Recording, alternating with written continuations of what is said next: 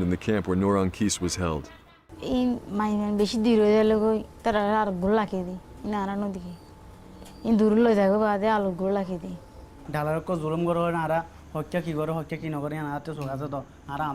Muhibullah says in the camp where he was imprisoned, women were repeatedly dragged off into the bush and raped.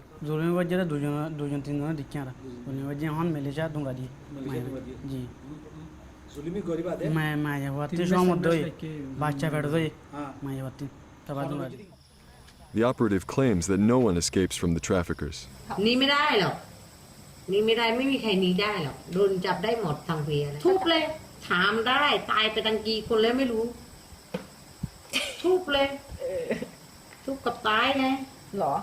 She says the trafficking profits are way up thanks to the surge of Rohingya refugees.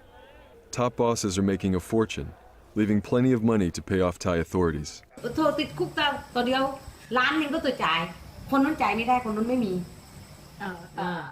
Thailand's record in combating human trafficking has been appalling.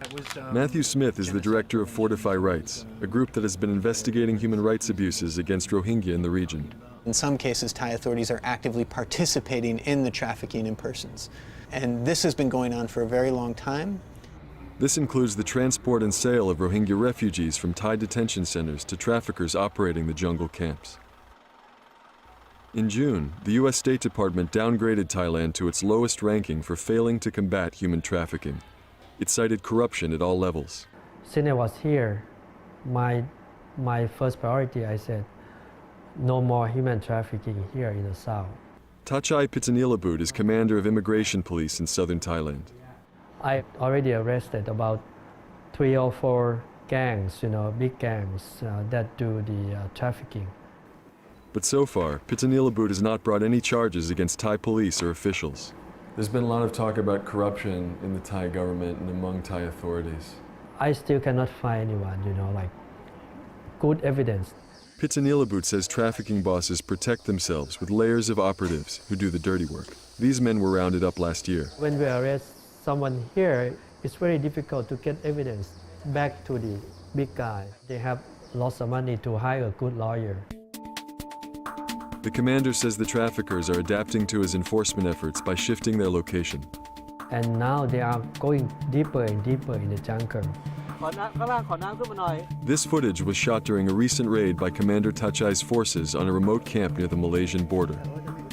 As the last frontier most Rohingya refugees must cross, it's the epicenter of trafficking operations in the country.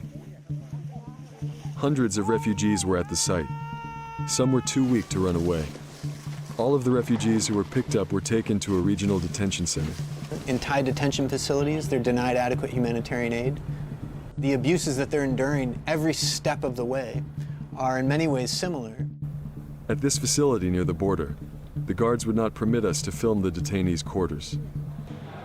We asked the staff if they knew a man named Ahmed Khan. To our astonishment, they brought him down.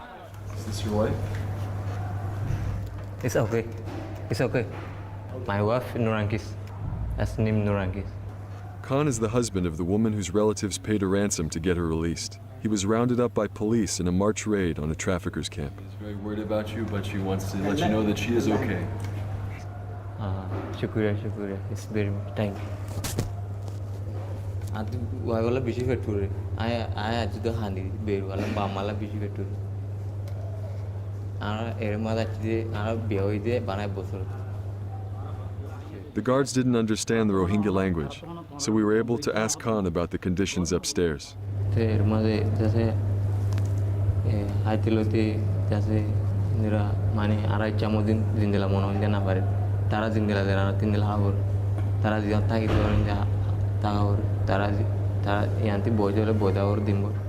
said that officials from the UN High Commission on Refugees, UNHCR, came to the facility but ignored him.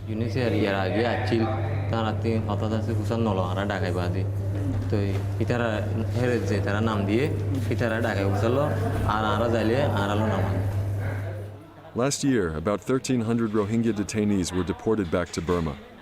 More than 200 are still languishing behind bars in Thailand.